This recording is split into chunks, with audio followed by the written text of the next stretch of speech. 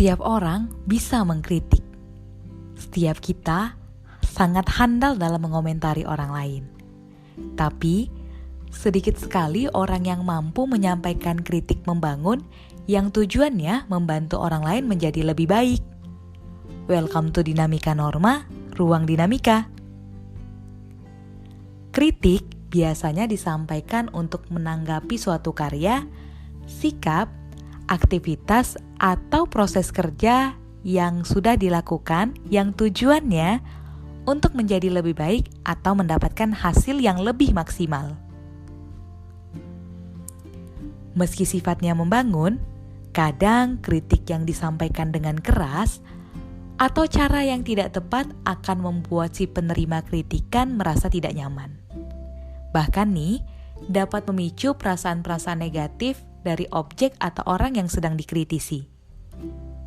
Berikut ada beberapa tips atau cara untuk menyampaikan kritik tanpa terkesan menjatuhkan.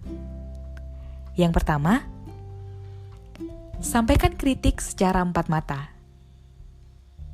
Menyampaikan kritik di depan umum tidak akan menimbulkan kesadaran orang lain atau orang yang kita kritik untuk menjadi lebih baik.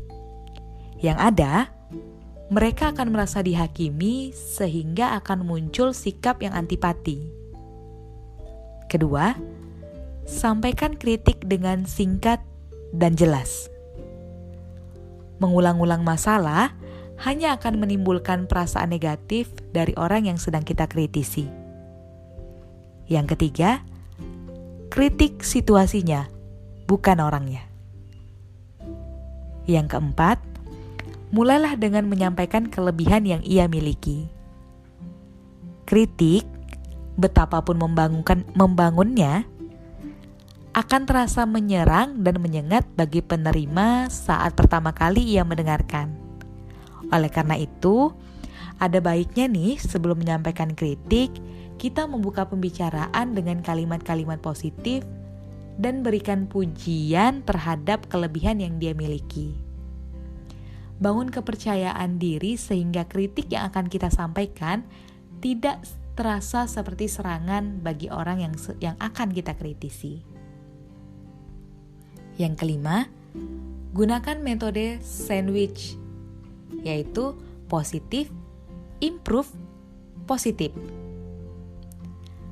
Sampaikan hal-hal yang baik yang sudah dilakukan atau dimiliki oleh orang tersebut.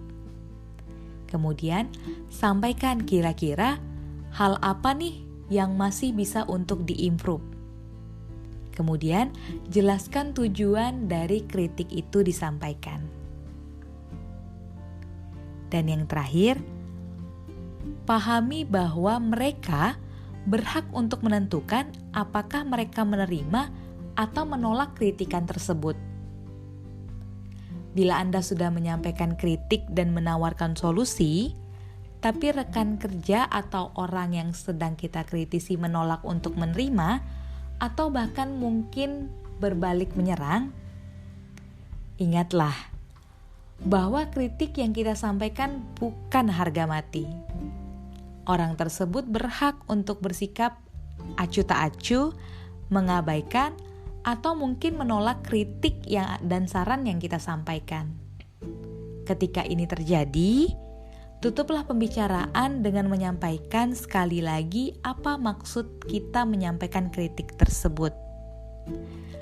Dan tujuan kritik tersebut bukanlah untuk menyerang atau menjatuhkan, tetapi karena Anda melihat ada cara atau sikap yang lebih baik yang dapat diambil dalam menyikapi situasi tertentu, sehingga menyebabkan kita menyampaikan kritik tersebut. Pastikan orang tersebut memahami bahwa bukan dirinya yang kita tidak sukai, tetapi sikap atau tindakannya masih bisa diperbaiki sehingga hasil yang didapatkan masih bisa dan akan jauh lebih maksimal. Jika tidak disampaikan dengan tepat, kritik yang tadinya tujuannya untuk membangun bisa menjatuhkan orang lain. Berikutlah tips bagaimana menyampaikan kritik sehingga tidak terkesan menjatuhkan. Sampai jumpa di ruang dinamika lainnya.